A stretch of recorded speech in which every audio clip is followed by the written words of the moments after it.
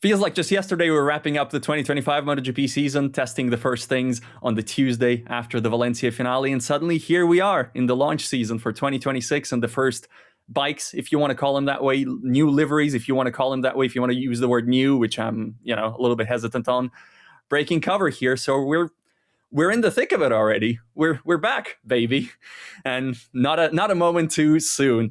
Simon, you've done 3 launches this week, all in Italy, all hopefully not too far apart. Although I presume far enough apart. Far enough apart. Yeah. Been from Siena to Rome to Milan, so far enough apart. Close enough for me pacing from one room to another room. So that's been the nice part of it. Let's start with a bit of fun. Which one was your favorite of the 3? Are we talking liveries or are we talking launches? Launches, because the liveries are the same. We'll get to it, but the liveries are not meaningfully you said this, different. right? But actually, honestly, in terms of the bikes we've seen so far, the liveries are newer than the bikes. Because I think all the covers that we've seen pulled off so far have been off 2025, late 25 bikes. Jack Miller and I actually had we spent a bit of time trying to figure out which bike he actually unveiled. Mm-hmm. Because it's a V4, but obviously there's not that many of them. And he initially thought Alex Rins, but then decided that the handlebars weren't too normal a position because Rins keeps his handlebars in a really odd position. Okay. So we're not actually sure whose bike it was that he actually took the covers off, but it's not a 2026 bike. Mm-hmm. And I spoke to, I'm going like deep in before we start softly, but I spoke to Paolo Pavizio and he again confirmed that there is new aero that looks radically different that they tested on the Wednesday at the private test after Valencia. So none of these bikes are 2026 bikes. They're just 2025 bikes, new colours. The coolest launch so far has been the Pramac one because it was in the Music Academy in Siena, which is like a building older than most countries. The building is older than Italy. Come on, it was like gorgeous, like it was Sistine Chapel, painted ceiling, classical music to start, a very Pramac event, very nice, and really relaxed. Not so many journalists there. 10 minutes one-on-one with Jack, followed by more time afterwards with Jack because he wanted to come and chat to me and ask me questions about rumours, so we had a good catch up about that, and 10 minutes with Toprak, which is cool. I feel like I've spent a lot of time with Toprak this winter. I think we've done like 40 minutes on the record since the MotoGP season started, plus all the other various time we've spent hanging around. But yeah, cool. Nice way to start the season. VR46 launch was in another beautiful location up in the mountains above Rome with the Vatican in the background. It had quite typical VR46 chaos energy, which we enjoy. I think it's just like you put Valentino Rossi into any circumstance and it becomes chaos. And he hasn't always come to the team launches, but he was here at this one, so that was all about chaos. And then, as you can see, Aprilia today from the Sky Studios in Milan, which was very swish, very well organised, loads of time with everyone, quite a contrast to the others, but good in a different way. I think the only thing I remember so far is the Italo pop lady in the VR46 launch with the sort of like Eurodance sunglasses or whatever. Yeah. And whatever was happening there. The DJ with the guitar. Yeah. I should say it was a slightly charged question coming from me because I think the question of what was your favorite of the launches to me is like a question of what kind of cold do you like having most, or what kind of like, what is your favorite reason for going to the hospital, etc. That's because you're sitting at home and not here eating nice Italian food. No, for media, obviously we need it, we like it, we enjoy it to a certain extent. And beyond, we should say, because already there's been a few kind of posts on social media that I've got saying, oh, that was a lot of effort to unveil basically the same bike. Yeah. But, I mean, it's super nice to be in the room and to, catch 5 minutes with Massimo Rivola about how his winter was and what they're up to.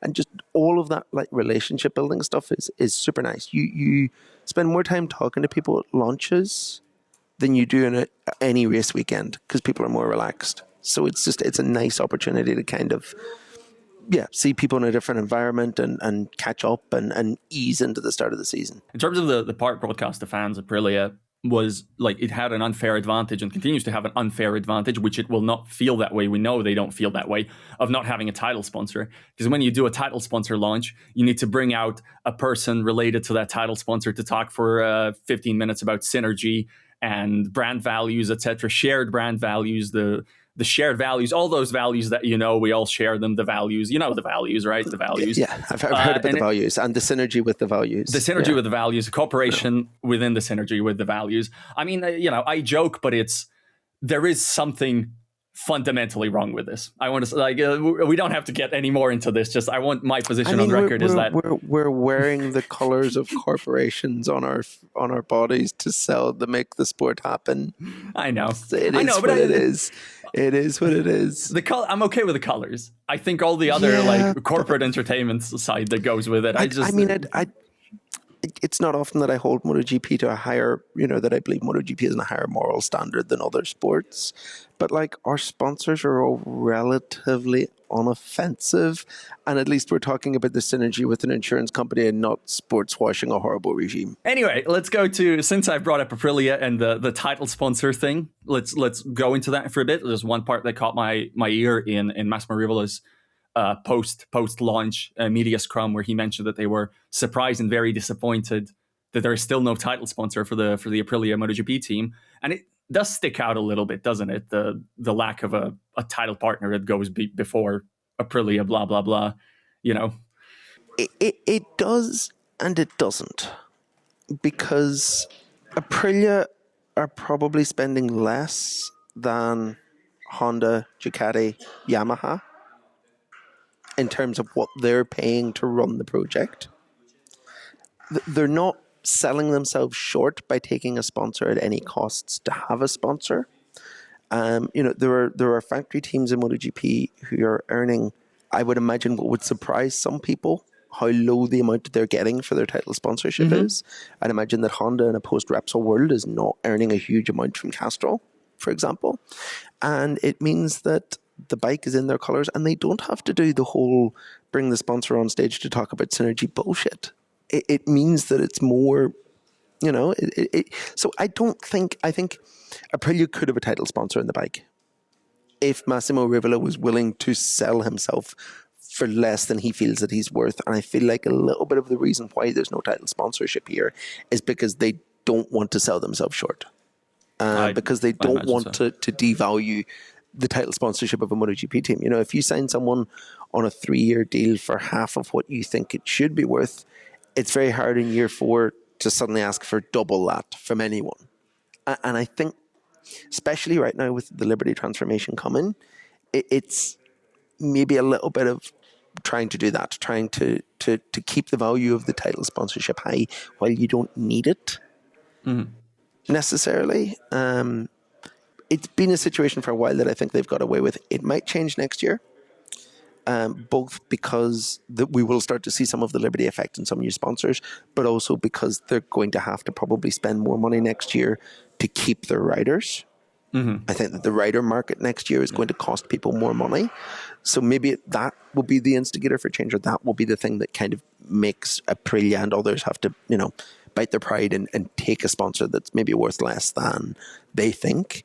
But I think right now it's not it's far from the worst financial situation going on in MotoGP. It's far from the one that we should be the most concerned about in the grand scheme of things. I mean, the part I was wondering about, and I don't know well enough, but I would say that, there's been this whole sort of the jabs going on about Aprilia being the one true Italian manufacturer in MotoGP, and while Ducati isn't.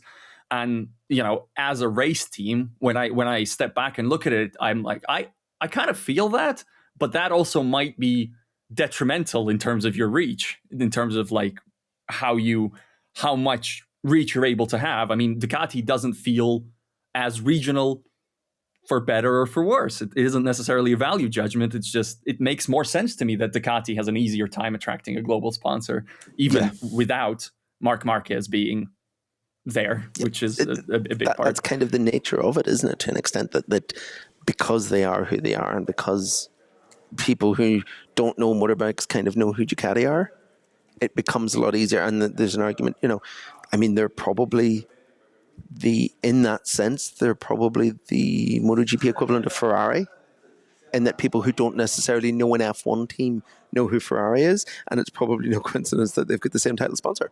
Yeah, although Ferrari's is HP now. But yeah. Oh, okay. Yeah. Well, until you know where I'm going with Lenovo. I know. And the other thing that should add there is that Lenovo is a sponsor who I think brings value to Ducati beyond the money that they bring, because we've spoken to Lenovo a little bit, and they've talked a lot recently about all the work they're doing behind the scenes to help Ducati processing and computing power and stuff like that. So maybe there's also that Rival is like fishing for one of those sponsors that and the right sponsor isn't out there who brings worth to the team, be it in terms of increasing their reach or be it in terms of increasing how they perform.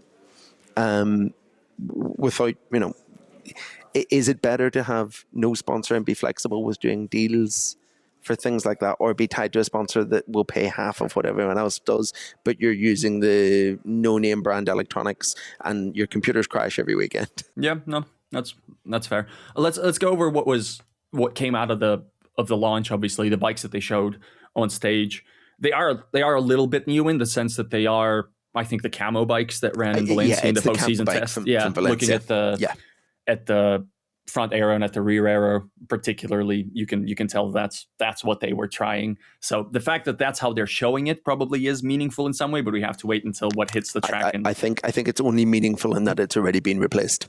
Right. Okay. From speaking to all the guys, like there's a lot of aero work has been done. Kind of, I catch up with Lorenzo Salvatore, and he kind of hinted that there's been a lot of aero work and that he's got new things to test the shakedown.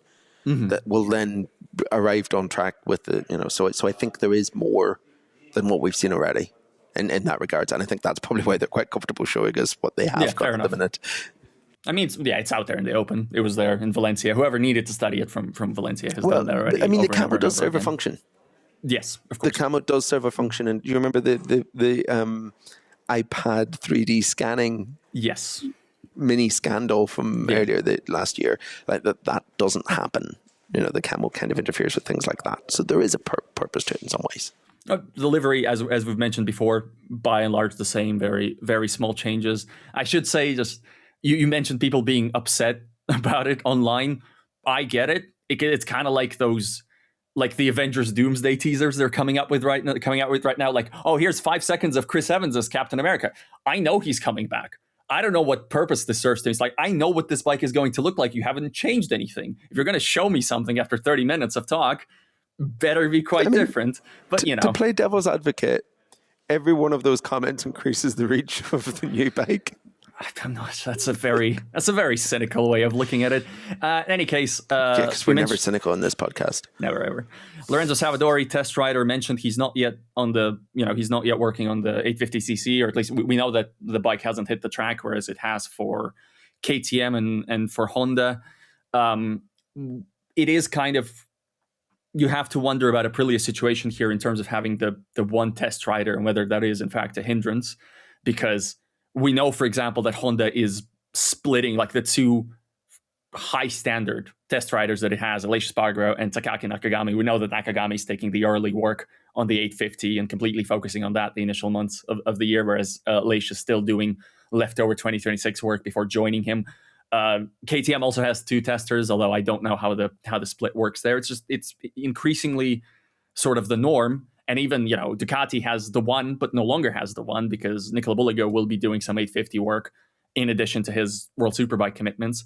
So we have to wonder a little bit how Aprilia is going to navigate. It's never really been the manufacturer, obviously, that brings stuff the earliest to the track, has it? Now, we remember the years where all the manufacturers come into whatever, Valencia or whatever, and here's our prototype, here's the newest version of our prototype, and Aprilia is like, yeah, it's going to be a while. We don't have it yet. It's going to be a little while. I mean, do you remember the year at Sepang testing that they brought an engine builder to strip the engines and rebuild them, but overnight in the rider's office because they only had one engine and they were worried about reliability? I did not. I'm really worried about reliability. No. It's not that long ago. Does not ring a bell. But how far they've come. And ultimately, it is also a manufacturer that you, even with that in mind, you trust that there's going to be something interesting at the end of the road. Obviously, riders put up in front of the media, and also Rivola spoke about the rider contract situation, even though it's always sort of the awkward scenario of you go into a launch, but when it's a contract year, that the contract stuff is coming up 2 months' time, 3 months' time. It's right here. It's extremely impolite to be talking about it in the 26 launch, but it's not far away. You gotta. And we've heard Massimo Rivola say basically what he has been saying in the offseason about the rider contracts, but also acknowledge or perhaps pointedly put it out there that big money offers have been coming in for riders, plural. I don't want to read into phrasing too much. I would not at all, though, be surprised if, we know about the interest in Jorge Martin last year, obviously, in the whole saga. Would it surprise you for a second if there's an offer in Bezzecchi's stable from somebody who's not Aprilia? No. You mean from Ducati? From Ducati would surprise me. And big money in Ducati doesn't actually go. Well, this is true. This is true. I mean, if I was Yamaha, I'd be looking at him hard. Yeah. If you're Yamaha, give it a go. If for some reason, it's hard to read Jorge Martin now, but if for some reason you're Honda and Jorge Martin has cooled off, give Marco Bezzecchi a call, see if you can, just show the check. Yeah, no, absolutely. Why wouldn't test you? their interest? Yeah, and I think Martin's value is still high as well. Yeah, I'm sure. Just because he had a bad year through injury, his value is still high, so that's still there too. And it may be that's what Rivola was referring to. Maybe in the fact that we know that people have already made big money offers to his riders. Yeah, potentially, or his rider singular. But yeah, there's it comes as absolutely no surprise whatsoever to hear him say that, and it may well have been a little bit of a, not a warning, but we need to talk soon, guys. Massimo Rivola does say things for a reason, generally speaking. That Aprilia does like to put stuff out there and does like to have its role and path in shaping the narrative, which is not to say it's like nefarious. They also, I think they do recognize that it's a bit of a game, and it's all, it's also part of the fun. It's part of the pageantry of the sport. Jorge Martin says he expects to be 100% fit for Thailand, which is good news. Would be quite worrying, I guess, if he said something else. And I think Aprilia would prefer him to be 100% fit for Sepang. Yeah. But given everything, it is what it is. Well, the word fit can mean a lot of things to a lot of people, right? Yeah. It's in British slang, it can mean somebody very attractive, but no, it could mean, physically fit. It could mean race fit. It could mean like you're ready to hustle a MotoGP bike around. It can mean you feel your way around a MotoGP bike. And I think Jorge Martin is it's going to take a while to shake off even though a lot of time has passed, not a lot of track time has passed. So it's going to take a lot to shake off the hangover of 25, basically. To trust the bike under him, which he has also mentioned, in which he basically said that still, for all the good moments he had in 2025, and there were some on the bike, absolutely, he never felt fully in control, which I think you can, if you look at the qualifying head-to-head with Bezzecchi, that's where it would be most pronounced, obviously. It's like, this is where you're supposed to push it to the limit of what you can push it to, and Martin couldn't. So he was leaving tenths on the table each time. Then in race, you sort of hit your marks, you do your usual stuff, you ride within yourself a little bit. And he wasn't the best at that in 2025, but I think it is just, he does need time. There is time because the calendar is long, but there is never too much time because he says he's been signed to win a title. He doesn't need to win a title for the season to be a success for him, but it would be nice to hit the ground running pretty early so you don't get another spiral, even outside of injury, so that, there aren't the doubts, there aren't the question marks, you don't do too much damage to your market value, stuff like that. No, exactly. I mean, he's kind of in the same position he was in 12 months ago, where he knows he's being given a little bit of a time to start the season in his own way. Obviously, last year it was because he had a new bike to learn. This year it's because he's still battered and bruised, and it is different in year two of a 2-year contract. Of course, that is a significantly different element, obviously. But I think it's everyone's talking about fighting for a championship. It's hard to say that anyone is fighting for a championship in a world where Marc Marquez exists. So in that case, you're fighting to be in the pack that's going to finish second. And Bezzecchi will start the season there and quite clearly says that. And I think Martin can be there. He can be winning races. He can be with Bezzecchi by the middle of the season, by the kind of crunch of contact time. And you know what? That's fine. That's all it really needs to be right now for him, I think. I think usually I'm quite frustrated about, riders, whatever, sportsmen trying to like say the one race at a time thing, etc., like trying to play down expectations or say they have no expectations because I just don't believe them. In the case of a season like this, I think it would make sense for everybody, including Mark, not to have title aspirations, because I just think you need to get through the first 40% of the season healthy. Yeah. And then you can think about it. But it's just it's so long. There's so much racing. Mark came not that far away from not winning the title in the end. Of course. Had that injury happened at round 1 instead of round 18, it's a very different year. So it can happen. It can always happen. Yeah. And I think this year is going to be this is going to be a very chaotic season.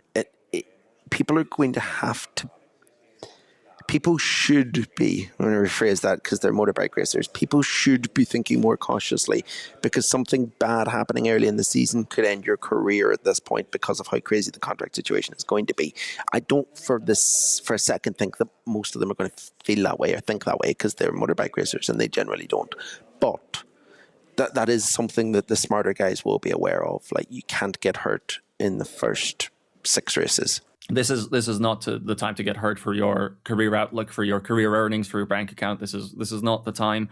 And it is worth mentioning that I didn't have this in the plan, but it's perfect segue. Some more info trickling out about Fermin Aledguer via Yuri from SpanishMotorsport.com, who says that it might be until April till he's riding again, which is rough. Yeah, it's smart. That's kind of in the middle of the ballpark that we talked about last time, wasn't it? In that case, probably every party there should just put pen to paper on a Grassini extension and a Ducati 2-year deal. I mean, he's got the comfort of being contracted. Yes. He has a Ducati contract. It just doesn't say where it is. But, I mean, it's not the end of the world for him, because he could end up in a position where VR46 look elsewhere, go elsewhere, things change at VR46, as we've talked about, and suddenly Grassini's the number 2 Ducati team, and it's the great place for him to be anyway. So he's one of those people. He's only going to get promoted depending on what others do.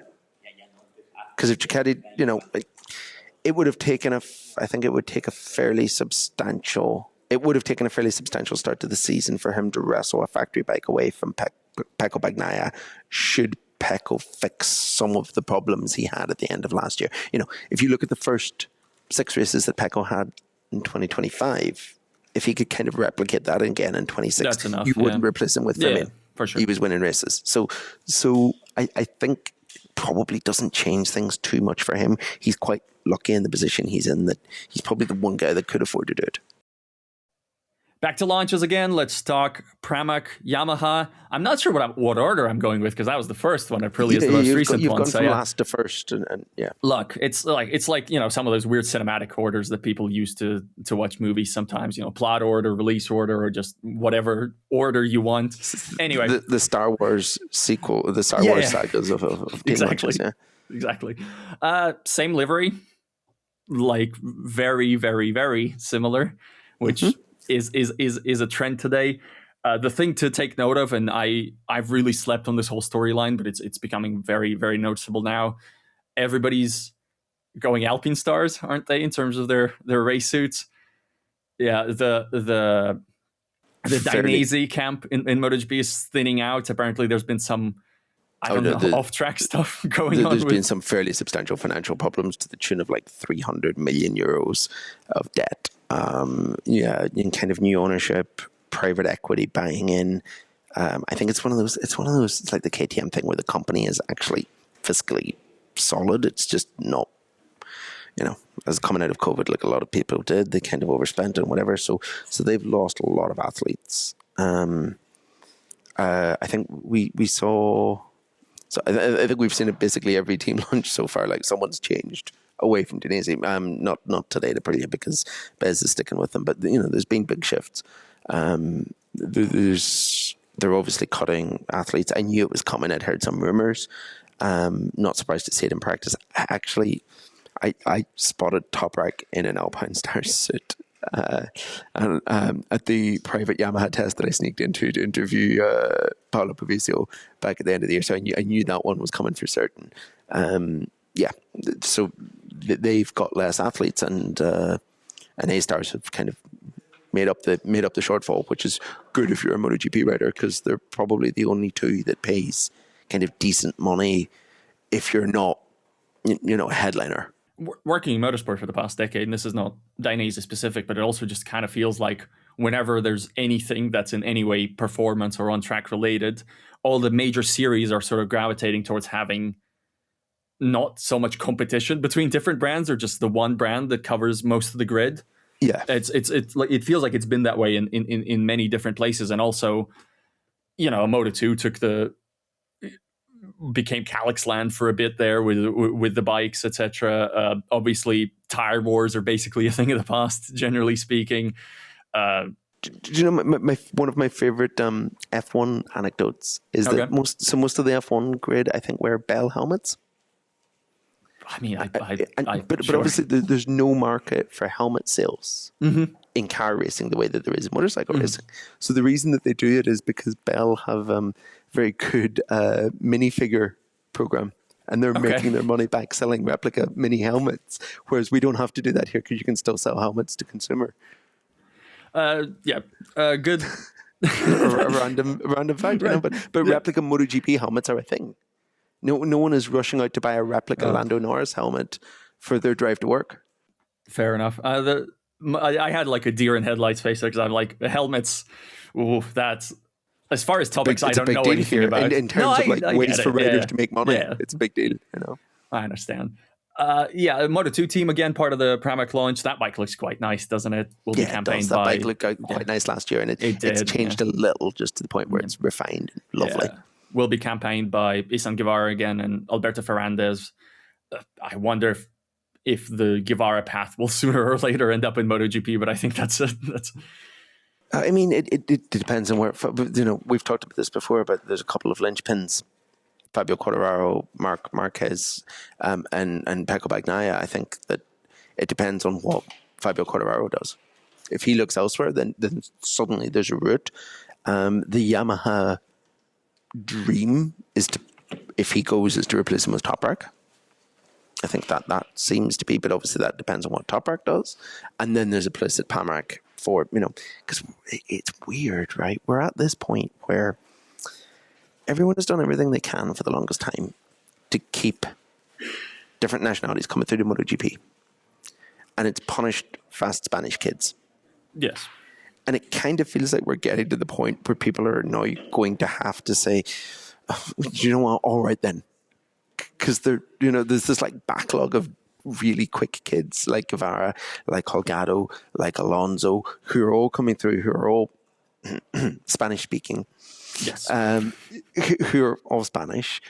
And they need they need rides found for them. They need to find seats. And I think that we're going to see maybe a bit of a shift with the next calendar of not picking people solely for the passport or significantly for the passport the way that maybe necessarily teams have in the past. Yeah. All right, Danny Holgado, one of the best Moto2 rookies of the past decade. Guess I have to take you. What a shame. Manu Gonzalez.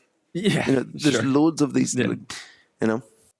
Toprak, obviously a big presence in it's nice to see him in Pramac colors. Finally, it's just obviously you've seen him so many times that when you started speaking to him, the first thing you brought up was him singing on Turkish TV rather than anything riding related, which he said is not happening again ever, basically. It's very conclusive about his lack of singing ability, wasn't he? He didn't sound that bad. I don't know. I thought he sounded okay. Good. I thought he sounded good. I was much more encouraged by it than he was, turns out. Learning experience. Apparently his name is supposed to be Toprak Razgatlıoğlu or something like that. Something of the sort. I don't think I can switch to that in our broadcast defense, here. He said that we should call him Razgatlıoğlu. Yeah. So. And it does feel easier. I don't know. Maybe we can switch. Let us know. There's still, there's a lot of the same going on with Toprak. We still, I think, need to see him in a competitive MotoGP session to really calibrate. You can tell that there's like an angel and a demon wrestling on his shoulders, where the angel is like, I have to be relaxed. I have to, just gradually learn. It's not going to be my best season anyway because of the Michelin. The Michelin's such a particular tire, doesn't suit what I know. And there is a real confidence in Toprak that the Pirelli character will survive, that he knows in World Superbike will survive coming into the 2027 MotoGP season when Pirelli comes into the Premier class. But there is also the Toprak Razgatlioglu, who has been things now. Yeah, who basically is first in every World Superbike session that he competes in, and who's like, straight up said that. Yeah, he did, that and he's right. From a world where he looks at the top of the timing sheets, not the bottom. But that's. I mean, there's no need to pretend anything else. I mean, that's fact. Yeah, he and Bulliga could start every race of last season World Superbike last, and it'd still be 1-2 every basically 80% of the championship. Time. Yeah, of course. So there's no need to be false modest about it, but it does mean that he's like, well, I need to be relaxed, so that maybe means a few top 10s, and I'm like, top 10s is, I mean, that's difficult in MotoGP on a Yamaha. Yeah. But it's only fair. It's only fair because he's come in being, he is a superstar in that particular playground. Yeah. So he shouldn't. He does say that he will need help from Kenan Sofuoglu, his manager, who I think instead is quite keen to also feed the hype. But he. I don't think Kenan is the right person to be calming. He is the demon on the shoulder here. Yeah, but there are other people in the Toprak camp I know that will keep him in line, and Pramac will. I think he's in a great team for where he is right now, and actually that's the other thing we kind of talked a lot about that, didn't we? About how this is the right environment, the right time, the right position for him to come in, and one of those factors is Pramac being the right team to kind of bring him into MotoGP.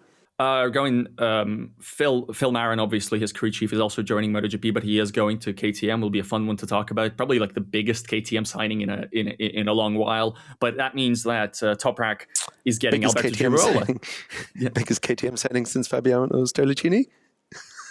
Who's currently here talking Aprilia today. Look, my boy Maverick is I think he's in the I thought we meant from a non-rider perspective. Yeah, fair enough. Alberto Girola. Steiner probably counts as well. I don't know.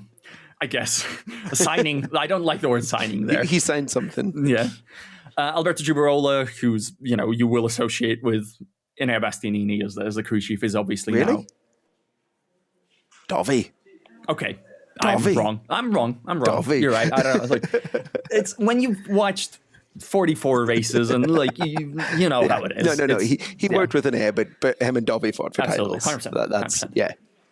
I don't know if Yamaha tried to get Marin. I think they did. No, I think Yamaha thought. I think the belief was Yamaha. Wanted someone who had more MotoGP experience, given that where they are with the V4, which makes sense. I got it wrong. I think Razgatlioglu was kind of interested in it. Really wanted Phil. Yeah. And kind of said, didn't he, when we talked about it, that Phil is still a mate and they still talk all the time. And that one day, know maybe. What KTM wants to hear. But, but there's a good relationship there still. But he loves Albi. He really seems to enjoy working with him, says that he's always smiling, he's always happy. They have good fun in the garage already. So that's promising. I bet Enea Bastianini loves hearing that. Spoke to Jack Miller, obviously, extensively. He could not make it any clearer, Jack, that he would quite like a new Yamaha contract for 27, which is fair enough. Good target to go for. It made it quite clear he would really, really, really like a new contract. And if it is Yamaha, that would be lovely. But there's, it would not surprise me if you got it. Let me put it that way. It wouldn't surprise me. Again, it's out of Jack's hands because it's this linchpin effect where other people's decisions are going to decide it for him. I think he's probably in a position where it would be good for him if Fabio Quartararo stayed at Yamaha. Might be, yeah. Because I don't think Jack's not getting promoted to the factory in any world. But I think if Fabio left, they'd want the consistency that Jack would bring, presuming that Alex Rins is probably very much on his last season on a Yamaha. I think that they're not going to change everyone, and Toprak is still a rookie, so I think Jack would probably be. Yeah, I think it's certainly fair to say that Yamaha, specifically Paolo Pavisio. It is well known that he's quite fond of Toprak. Obviously, he drove that whole situation, but sounds quite fond of Jack too, as sort of an additive signing. The faster the V4 gets, I think the better Jack looks. Because he's been a big part of that, as you'd expect, as someone coming in with extensive, more V4 experience. He spent more time touching a V4 MotoGP bike than anyone else in Yamaha, anywhere in Yamaha. Launch number 3, which was actually launch number 2, Valentino Rossi's VR46 team. You can tell that the liveries are very different and changing a lot. That VR46 was genuinely able to talk a whole lot about changing from yellow and white to yellow and black on its bike, and you can't even go, well, why would you make such a big deal? It still looks quite similar because the other teams have not done anything. So at least there's something. I'd like to point out that I appreciate the fact that this is a change that seems to have largely been instigated by the 2 rider assistants responsible for keeping white leathers clean, because they did not do a good job of it, and I absolutely understand how difficult that is, why they weren't able to do a good job of it, and why black is better. But both riders talked at great lengths about how black just looks faster. And while that sounds like filler for we've got nothing else to say at this launch, they are also correct. It is. I think it is fun. You always have to see it on track. I think you never 100% know, but looks better. This is the thing, right? It might not be everyone's cup of tea. It might not be the prettiest design, but man, where it is on track. It works as a livery for a sport that is televised. It works. So it's true. Those bikes, they draw the eye, and not just because one of them is ridden quite aggressively. Yeah. Not just because one of them is ridden quite aggressively, and the other one also has things happen that are quite fascinating. There's not too much to say about the two of them, is there, coming into the season? It's kind of a shame because they are both good riders. They're both accomplished riders. They both, nobody's ever taking away from Fabio Di Giannantonio or Franco Morbidelli that they are MotoGP race winners at the very least. And in Franco Morbidelli's case, a MotoGP 2020 runner-up. Yep. A title contender. Yeah, like within the margin for error of a championship, basically. Yeah. But you want something else for those bikes, which is not to say you want those guys off the grid, but you kind of want, like, the Pedro Costa thing wasn't possible, but imagine. But it's kind of like you just want them to do more. Yeah. And the doubly frustrating bit is that that they both can do more. Yes. And it's just not there often enough. And then that is frustrating as a fan, I think. Valentino Rossi present at the launch, which, I mean, I guess is notable. He is the owner of the team. Delivering the greatest piece of insight that we've received through the entire launch season, that wins are better than podiums. Yep. Yeah. I mean, I would semantically also argue, and this is sometimes a point of contention in various editorial rooms that I've been part of, that wins are also podiums. When you win, you stand on the podium. You finish in the top 3, so wins are indeed. Yeah, I think the problem is that they've not stood in the top 3 ever as that team, and that no, in the top 3, or do you mean the top on the top? Top. Yeah. And I feel like I think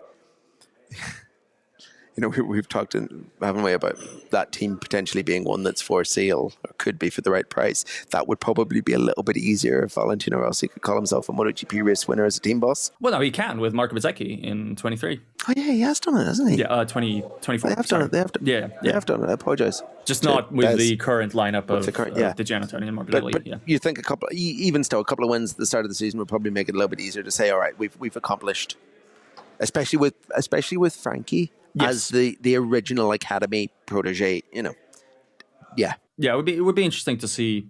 I mean, we've spoken about this in the lineup strength already, but it's interesting to see what philosophy they will take and who calls the shots. Whether there's a new manufacturer partner potentially on the horizon or not, because I've seen from, maybe it was Sky Italy, maybe it was a session of the Italian media, I'm not sure, but there was a lot of quotes doing the rounds of like Valentino Rossi not ruling out a Ducati stay in 27, and I'm just fascinated by the framing, because like not ruling out means you don't necessarily. Yeah, but I mean, where do they go? It's a good question. Where do they go? It's kind of what the ultimate sort of aspiration is. They want control over their rider signings. how important that is. Which then probably kind of means that the best thing to do is to keep the Ducatis, but give up the kind of most favoured status that they have to Gresini, and just become Gresini. Potentially. But like Gresini from like 3 years ago, where, you can do whatever you want. Here's your bikes, they're a year old, have fun with them. Actually, they're not going to be a year old in 27 because we're going to have to give you the new stuff anyway because everyone's changing rules. But have fun. So what are they going to be is a question. Well, they'll be brand new at the start of the season, and then they won't get upgraded. That's fair. And also maybe I wouldn't be surprised if they're brand new at the start of the season, but not brand new. But that's a whole different championship to speak about. Yeah. Just one more thing. You, as we mentioned, you spoke to Paolo Pavizio at the Pramac launch. Yamaha sort of positioning itself a little differently this season. We'll touch upon that when Yamaha does launch, but they've laid out their plan for the development, and it sounds like all of the manufacturers are sort of doing this twin track thing. Of like at a certain point you just have to give up on 26 and go fully to 27, and Yamaha feels like it must basically work on 26 as much as it can because all the additive knowledge of V4 it needs. It also sounds like Aprilia might work on 26. It's hard to say, but it kind of sounded like Aprilia might work on 26 longer than some of its rivals. Yeah. Or at least that's sort of the vibe you're getting. Are you worried for any of the manufacturers that they're going to miss the boat on the switch of whatever? None that I've heard from so far. Mm-hmm. Okay. None of the the kind of ones that we've heard from so far in terms of the and then we've heard from 3 essentially manufacturers, because I think we've been kind of had a bit of a chat with GG and stuff like that, and they're all seem pretty chill. Going straight from here to the Ducati launch, which will be a lot of time with all the Ducati guys. So that will be interesting to kind of see how they feel about it. They should be the one who's best positioned. It doesn't necessarily mean that that's going to be the case, but it'll be interesting to hear how they feel about it. But right now, no. Do you know if Mark is doing the skiing? Sorry? Do you know if Mark is doing the skiing?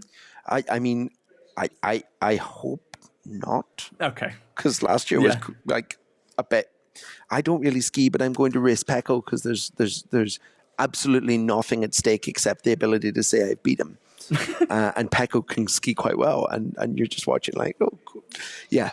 So hopefully no. Yeah. But yeah, for context, the skiing thing is something that happens in the Ducati launches, and we'll report on that extensively when it comes to it with live timing, with live splits from Simon and Pecco. We kind of basically did last year.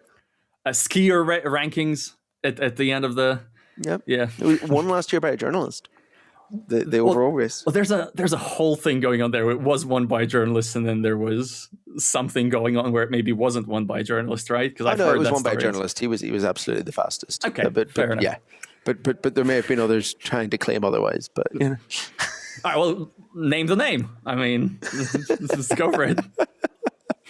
Let's not get into that. Fair enough. I'm not being dragged into an argument about match fixing. All right. Well, that's it from us. Hear you later. Speak to you later. That's very nice. It's January 15th. It'll hopefully be January 16th when it comes out. And I already am barely speaking. It's my first hosting of the season, and already I couldn't get through. There for Matt. Yeah. Matt, come back from F1 launch season to shepherd us. Oh, man. Launch season. Shouldn't be a thing, but if you've stuck through us, thank you very much for tuning in, and we'll see you next time.